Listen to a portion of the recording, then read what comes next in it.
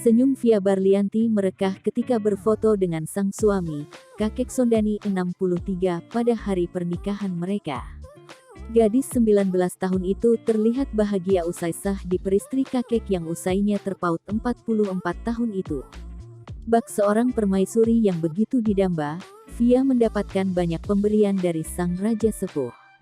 Pernikahan kakek Sondani dan Via di Desa Tegal Gubuk Lor, Kecamatan Arjawinangun, Kabupaten Cirebon viral di media sosial.